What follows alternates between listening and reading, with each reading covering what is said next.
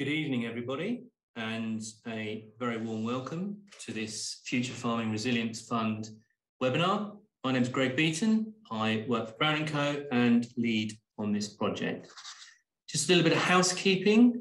We're going to run for approximately 30-35 minutes. We do encourage as many questions as we can. So please, if you look at the bottom of your screen, there's a Q&A button. So please do use that to type in questions. Unfortunately, you can't ask them verbally, but you can type them in and we'll answer them as best we can, either through the webinar or at the end. I'm going to be joined by a colleague of mine later on for the second part of the session.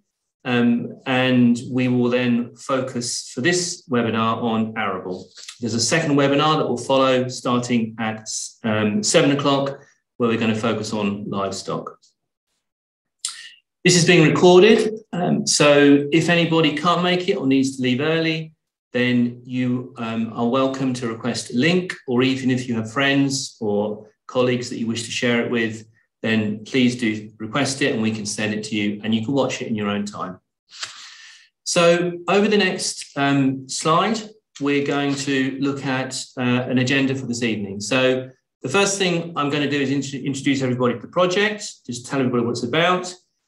Then move on to what the project really is trying to address, why DEFRA are interested in providing this service, talk a little bit about the Brown&Co approach, and then really focus on our methodology, how we work with farmers and what value we add. We're going to talk a little bit about process and how to sign up. And then we're going to move on to a focus session on Arable. I would say that in this webinar, we probably have a mix of participants. Some may already be signed up to the project. Some may already have some engagement with us. Others will be new, who are trying to make their mind up who they take up this service with. So I'm going to try and give as much information as we can across both those groups. And so hopefully by the end, everybody will be a bit clearer either on process or what we offer. Next slide, please. So, what is this fund about? So DEFRA basically are putting in place funding to help support farmers as we move in the transition, as we leave the European Union, and as we move away from the safety net of the Common Agricultural Policy, and particularly the Basic Payment Scheme. So DEFRA want farmers to be clear about what the changes are, what they'll mean for their own businesses, and hopefully build confidence to make decisions, make changes as required. This is the interim phase of the project. There was a smaller pilot phase that ran from February to March 21. Brown&Co is the largest provider in that project, and we've learned a lot from that project that we're building into our methodology in this one. So this is the interim phase. It's quite a short phase. It runs until February 22. So what we will be encouraging farmers to do is to get going with us as soon as possible so that we can get the delivery out well before Christmas and then follow up after Christmas. And then there's a main phase that's going to launch next spring and run until the autumn of 24 when elms will start. One thing to say is that farmers can receive support across all three phases. So don't think that if you jump into this phase, you won't be eligible for the next one, you will. So it's a continual process. Next slide, please. So what's happening? What's happening out there? Well, I think since the beginning of last year, we've certainly seen a huge amount of announcements, information coming from DEFRA. So there's been papers back in 2020, 21, updates on how farming is changing. There are various consultations in place, around the new environmental schemes and elms, and there's consultations around tenancy reform and lump sum payments. So there's a lot of activity going on at the moment and still ongoing. So it can be quite confusing as to what all this means and when does some of this become real. The timing for this to become real is now. And the top right-hand side of this slide, you can see the plans and the changes for 2021. And the top right-hand part of that with the little red colouring is actually this project. So as part of the changes, there's a project that aligns with that helps support farmers through it. So this is what we're talking about now. Next slide, please. The biggest thing that is changing for most will be the loss of basic payment scheme. And that starts this year. So the cheque that you'll all be receiving this December will be slightly smaller than it has been in the past. And that continues for the next 7 years until 2027. In our work in the first phase, we asked over 600 farmers what they thought the impact of that would be on their business. And this slide shows clearly that over half of them did not think that they would be profitable without BPS. Now, most farms cannot be profitable for a year or so, but that's not ongoing, that isn't sustainable on an ongoing basis. And so that is going to trigger some change. Next slide. So as well as an impact, there are opportunities. And this lays out the timeline of the new initiatives that are starting to happen. And just have a look through this list and you can see there's a lot of 2021s and 2022s in that list. So things are happening from this autumn, whether they be new grant schemes, large grants, small grants, whether they be the start of BPS reductions. There's plenty of new opportunity coming around environmental schemes, woodland schemes. So it's all there now to understand and think about what that means for your individual businesses. Next slide, please. So just a little on Brown&Co, for those of you who don't know who Brown&Co are. So we are a agricultural business consultancy and land agency business.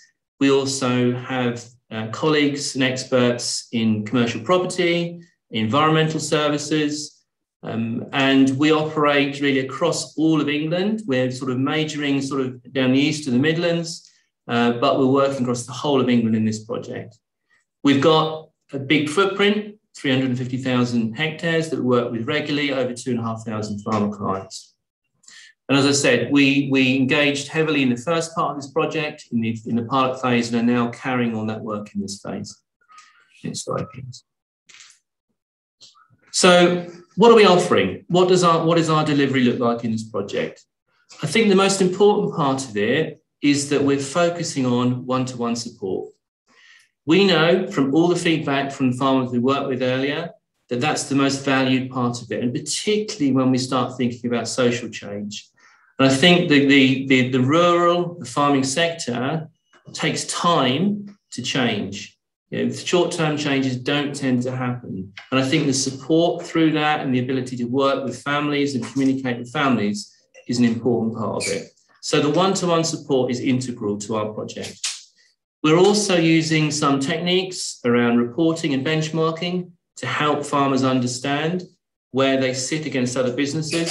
And we're also going to work with some peer-to-peer learning groups towards the end of the project, because I think some understanding of how farmers share information and what learning they've got out of it and the value is really important. And then, of course, we're also running webinars. This is the second. This is our September webinar. And we will run one every month to bring people up to speed with where we are. Thank you. Next slide. Okay, so just a little bit on the reports. There's a lot of detail here, but I just wanted to show the top left-hand side. This is the, if you like, the table of contents to the report. So it'll be looking at, you know, business review, summary, looking at your accounts analysis, but particularly focusing on objectives. And, you know, what do farmers want? Where do you want to be in 3 years' time, 5 years' time? And I think there are opportunities now to put in place some of those building blocks to get farmers there. So we've got observations and recommendations. We've got a table on BPS reductions. So there's plenty of detail there if you want to get into that detail. Next slide, please. In addition, we've got what we're calling our resilience benchmark. And we think that there are 6 areas that are really important for building resilience, so for basically being able to change and adapt to the changes in the sector. One is performance. The second is diversification, i.e. non-farm income.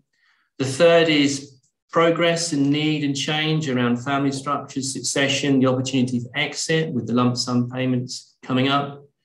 The fourth is the ability to embrace, as applicable for any individual farming situation, the opportunities for new environmental schemes. and it will be much more than stewardship for some.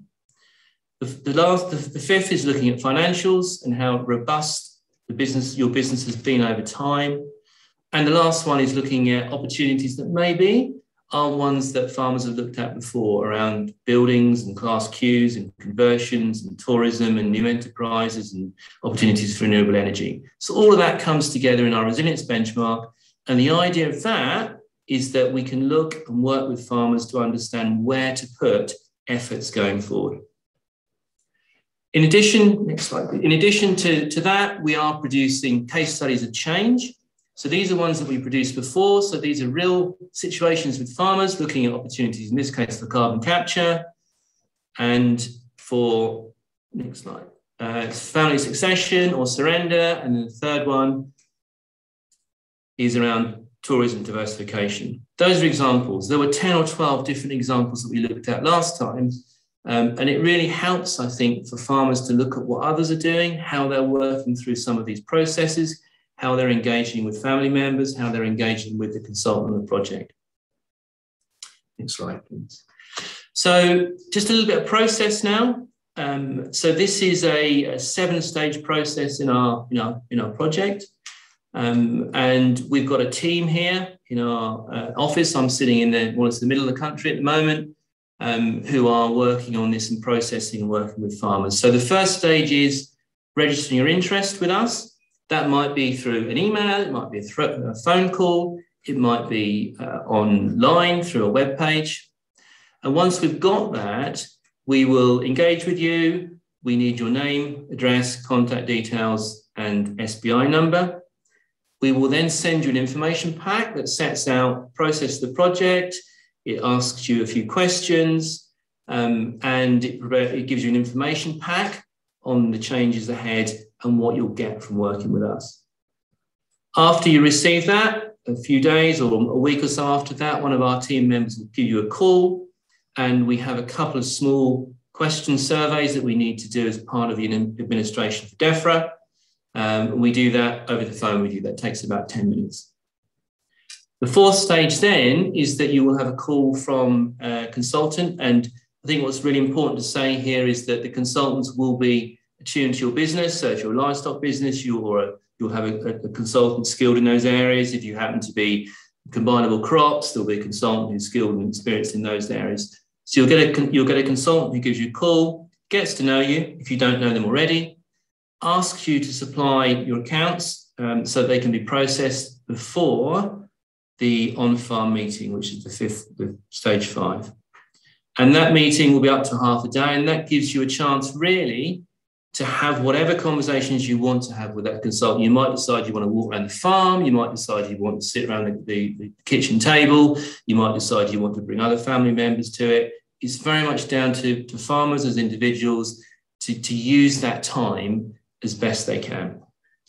After that meeting, you'll receive a report, and then a phone call to follow up that really tries to understand if the report is as you expected. The action plan within it, is that something that you need support in delivering? Are you confident that it's right for you? And then the final part of engagement is towards the end of the project, which is likely to be January or February of next year.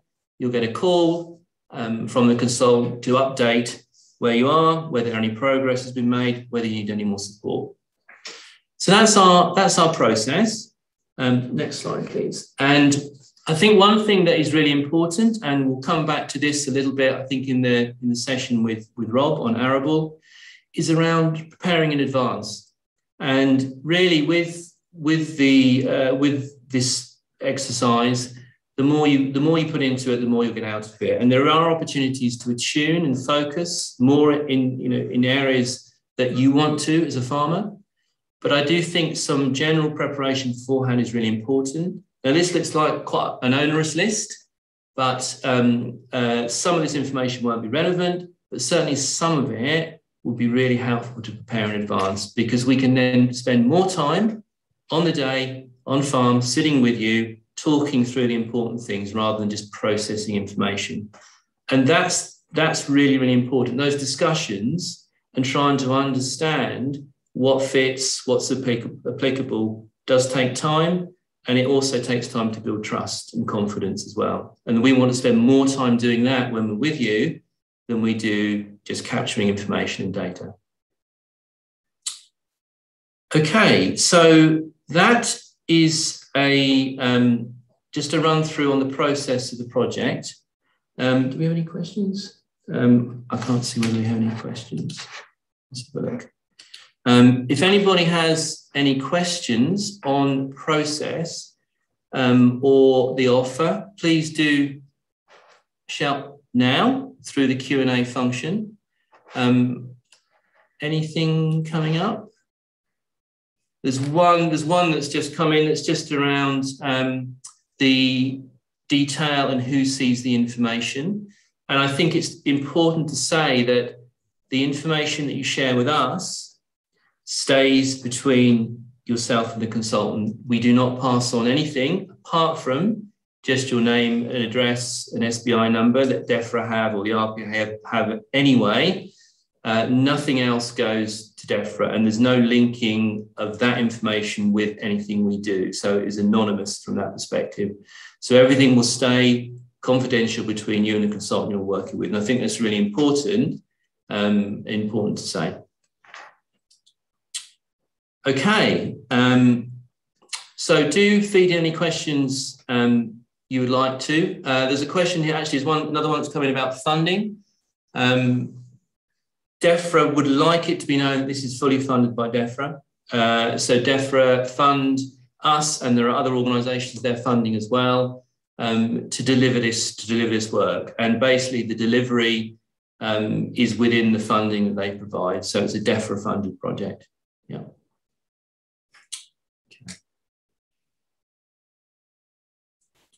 Okay. So what I suggest is if we now move into some more focus on Arable, this might stimulate a few more questions. And also, I'm really keen that we sort of try and take this to a more granular level now with, what does it actually mean for farmers on farm? So I'd like to bring in a colleague of mine, Rob Medley. And Rob is based in the Brig office. Rob's one of our senior specialists in Arable. You're welcome, Rob. Thank you very much for coming on board. Thanks, Greg. Yeah. Yep, great. Okay. So I thought we've got a few questions here to pose to Rob, but I'd like, again, the audience, as you get warmed up, please do feed some in as well. So I thought to start with, Rob, just a question to get us going, really. Can you just give a bit of an insight into your engagement with arable farmers, the types of farmers you work with, the types of work you're doing, just to give people an idea of your sort of breadth of expertise? Yeah, sure, Greg. So I'm based out of our Brig office and cover the Humber region principally, but invariably I do end up going here, there and everywhere across the country. Certainly workflows at the moment, we tend to be focusing on specialist projects and quite detailed cost analysis for some of our top performing businesses. And certainly we found that in terms of specialisms, they want to test us and bring us in for one-off projects. Then invariably we've got a range of clients that we work with regularly, providing budgeting and cash flow that may be reporting to the bank if required. And then sort of the run-of-the-mill compliance, basic payment scheme work, across the board. But certainly the workflows at the moment are generally looking at cost reviews. And until we get further information from RPA and DEFRA on likely funding streams, capital grants and things like that, hopefully that will be announced later in the autumn and allow us to do a lot more positive work in terms of looking at funding and strategic reviews, going forward, preparing for everything that's on the cards. Okay, and just on farm type, Rob, most of your farmers are arable, they're cereal growers. Any roots or any diversified cropping up there?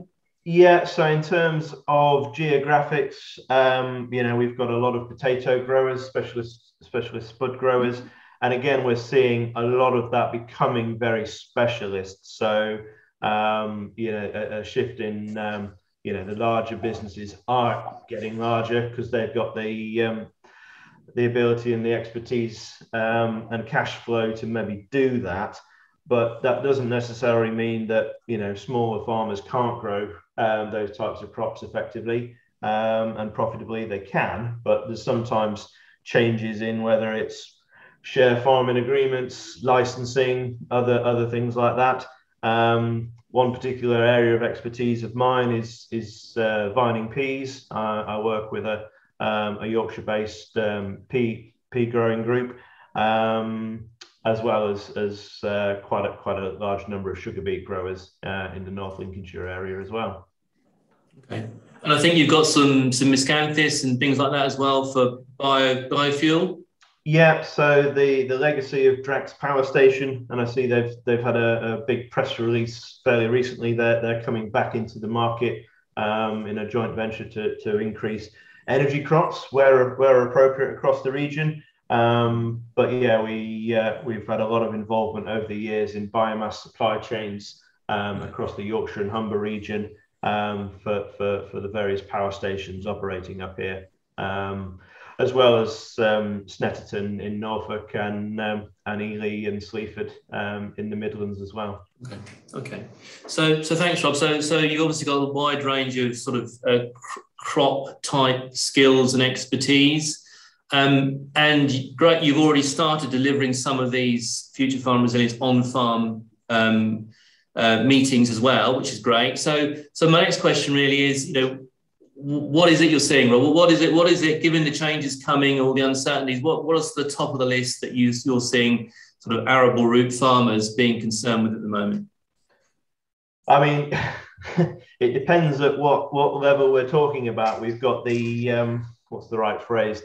The minutiae of the difficulties with the reductions of chemicals, the current fertilizer crisis that's, we don't know about the availability and obviously the increases in prices that we're facing, right down to the individual, crop pest level in terms of flea beetle and other issues out in the field. But then more on a macro level, BPS reductions, certainly when we've been completing our basic payment scheme applications in May time, we had our calculator predictor that's included in the resilience report as well, showing the level of regressions down and the impact that will have. And generally the big uncertainty around what is ELMS going to look like, the sustainable farming incentive, and how that will come in and replace the basic payment scheme.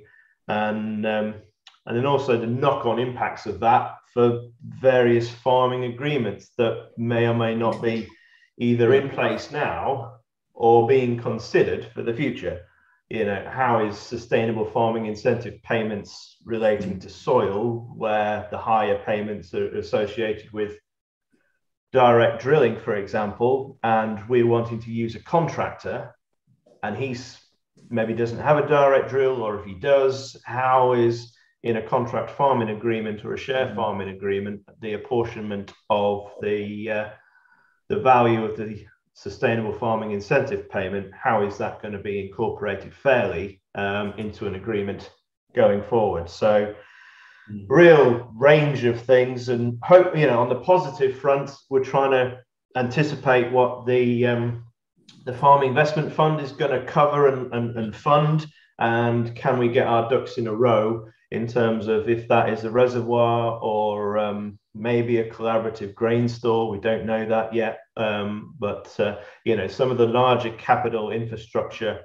projects, can we get ahead of the game now if it needs planning permission or any other consents? So when DEFRA announce it, autumn, which we are invariably in at the moment, I suspect it will be any week now, an RPA or a DEFRA press release. and can we be down the road and the first in the queue to try and get some funding, because I think it will be well subscribed and possibly oversubscribed, and experience says that those in early at the start with good robust projects with necessary consents and planning for getting quotations, that's one of the key elements for those types of projects. Yeah. So I think what I'm hearing, Rob, is that that's probably going to be one of the first things to put some focus on. The Farm Transformation Fund. There's a small grant element, and there's a large grant element within there. And we know from our experience that preparation well in advance is crucial, because it's going to be competitive.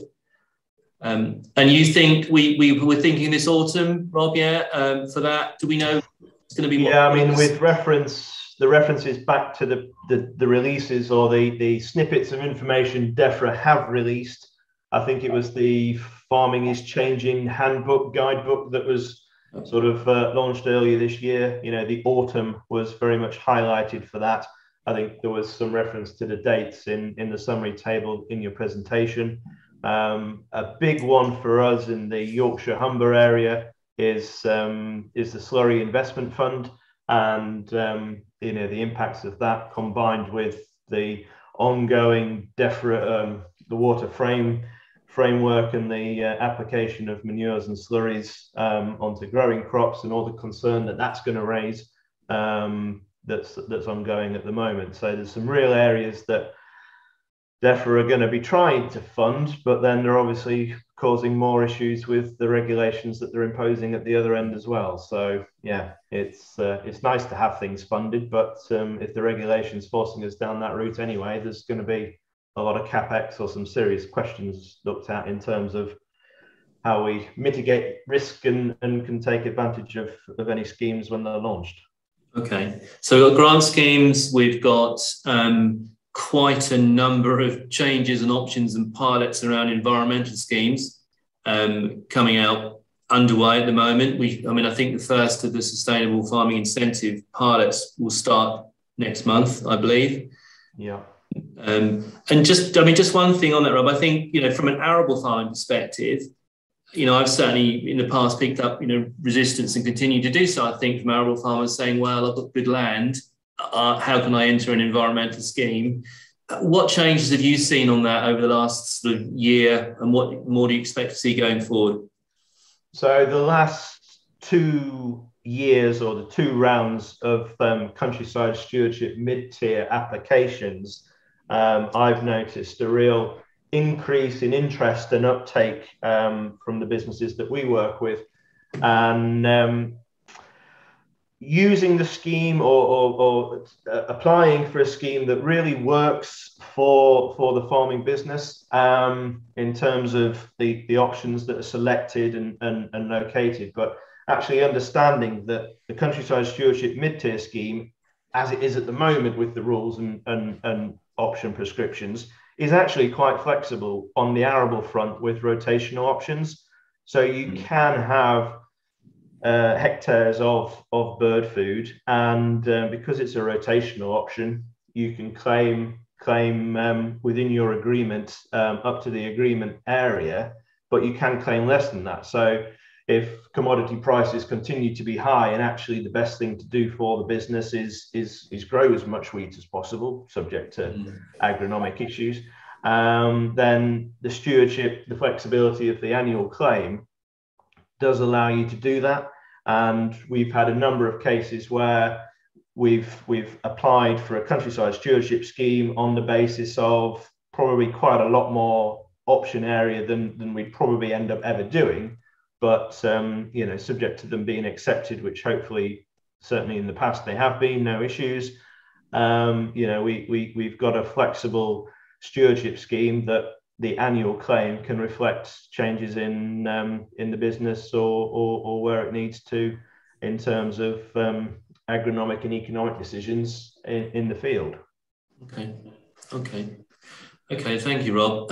So let's just move on to, we've sort of talked through how you're seeing things out there. There's 3 or 4 quite chunky areas that farmers will have the opportunity to engage with this autumn, next spring. We haven't yet talked about lump sum, which we're likely to hear about early next year. But just as far as this project goes, Rob, how should farmers engage with you and with your colleagues in this? How do they get the most out of it, and what do you think the benefit is going to be?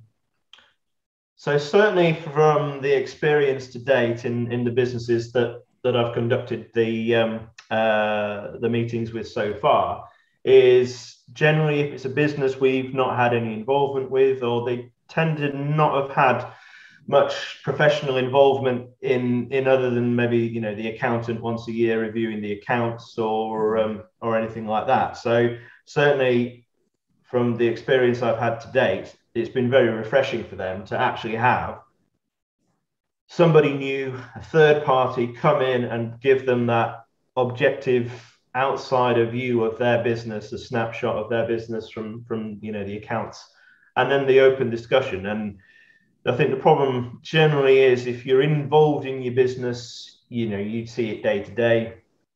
But to have someone from the outside come in with I go with a completely open mind, make the observations, and from the discussions of what the business, the partners and the farmers are telling me, and then we're able to give our thoughts and opinions as to what the situation is, where we're likely to go, and what help and assistance they might need or want to have in the future.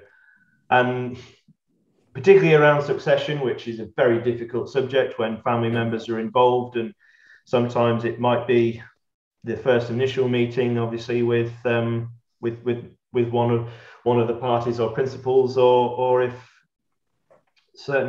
being thrown in at the deep end with all family members, it's being prepared for that is no problem. And if it needs a confidential phone call in beforehand or anything like that, then that's always welcome and certainly works well from my experience.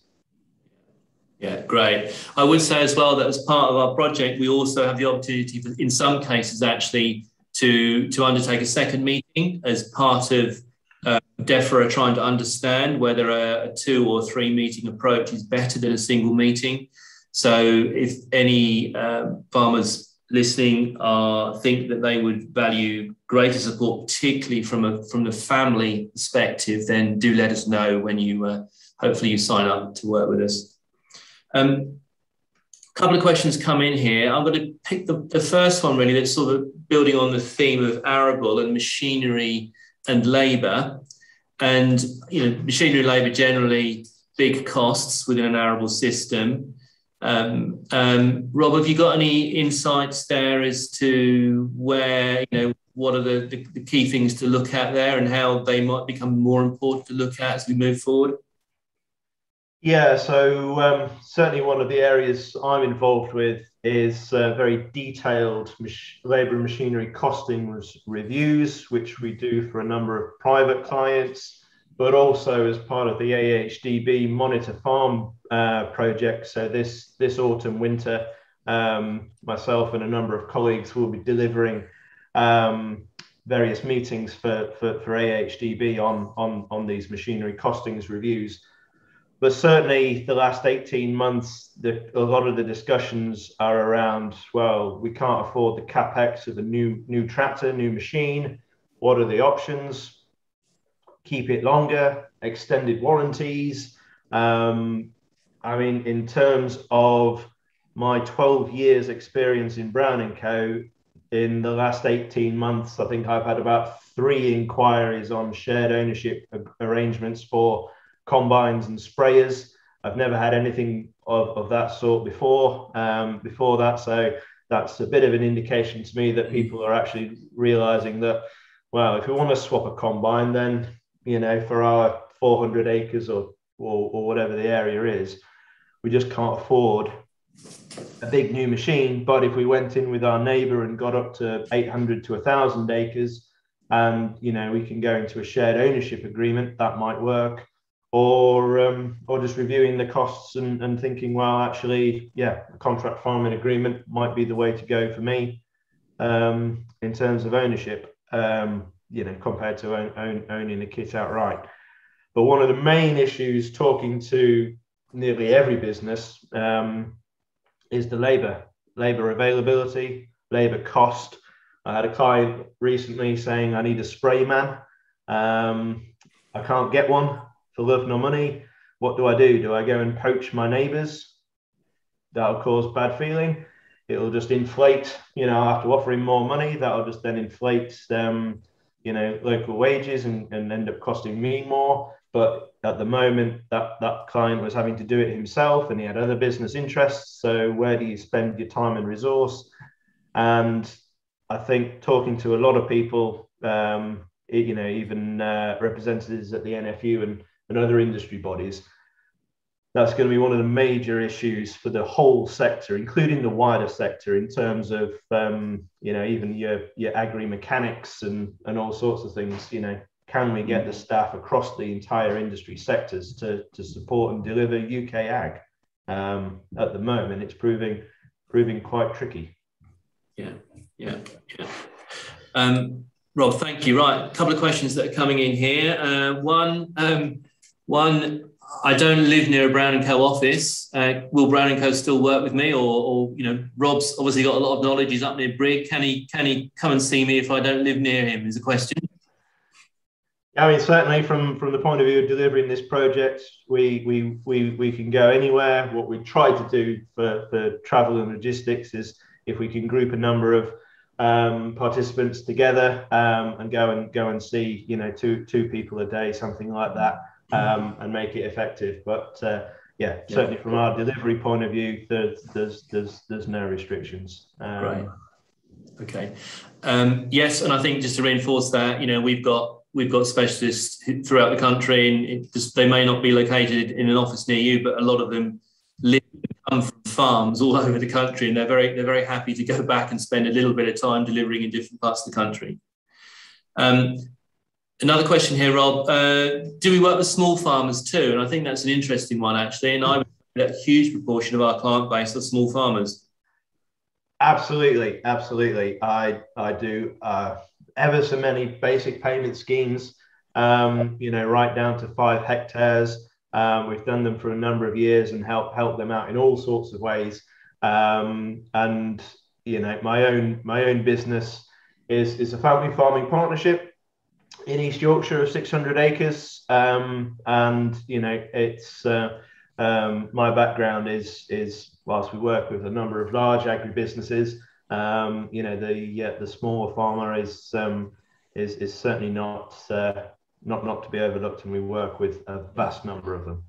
Yeah, I think it's also worth saying as well that I think this part of DEFRA's focus in this project is to make sure we do particularly work with the smaller farmers, older farmers, and also tenant farmers, because I think they're all facing over the next 5 years, some life choices, I think, in general. And this project and the support we can give is designed to work those through with those farming groups.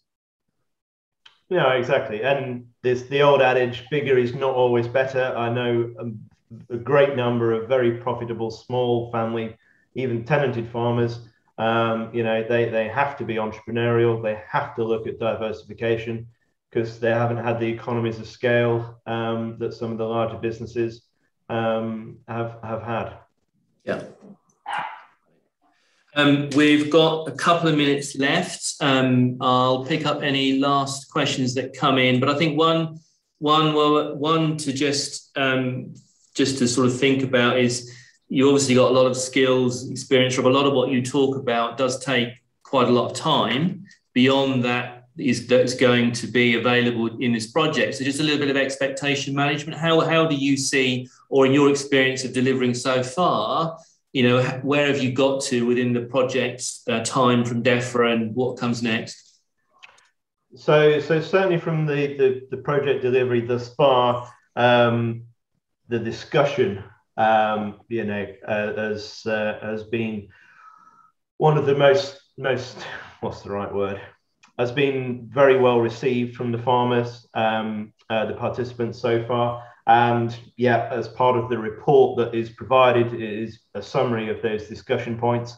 But obviously, given the time frame and that there's only so much detail we can go into in terms of then information supplied. So, you know, from the summary in the report, it certainly highlights the main areas. So if one of those, for example, was, you know, weighing up the options of contract farming, for example, we'll discuss that in the meeting, the sort of headlines outlined and explained.